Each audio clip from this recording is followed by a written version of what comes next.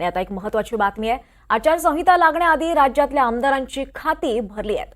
273 आमदारांना विकास निधीचे 80 लाख रुपये वितरित करण्याचा GR काढण्यात आलाय। एकूण 218 कोटी रुपये आमदारांच्या खात्यावर जमा होतील। आणि आपण पाहतोय आचारसंहिता लागण्याआधी राज्यातल्या आमदारांची खाती भरली आहेत।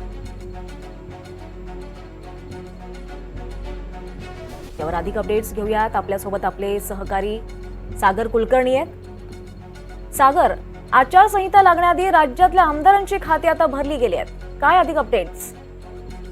महाराष्ट्रामध्ये आचारसंहितेपूर्वी प्रत्येक आमदारांना विकास निधी देण्याचा धडाकाच लागल्याचं दिसून येतं। भलेही हा ऑगस्ट महिन्याच्या शेवटच्या आठवड्यातला GR असला तरी विधानसभेची आचारसंहिता पुढल्या ऑक्टोबरच्या पहिल्या आठवड्यात लागेल अशी एक शक्यता वर्तवली जाते। अशा काळामध्येच सर्व आमदारांना जवळपास 80 लाख रुपयाचा विकास निधी हा वित्त खात्याच्या वतीने देण्यात आलेला आहे। राज्यामध्ये पुढील कालावधीमध्ये अनेक राजकीय घडामोडी घडतील, काही आमदार सत्ताधारी बाकावरचे परत येतील की नाही अशी शक्यता आहे।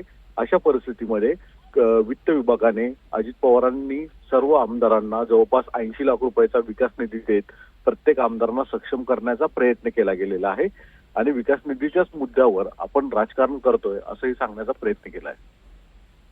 नक्कीच आता नेमक्या काय राजकीय घडामोडी घडतील हे पाहणं तितकंच महत्त्वाचं ठरणार आहे। धन्यवाद सागर या सगळ्या सविस्तर माहितीबद्दल।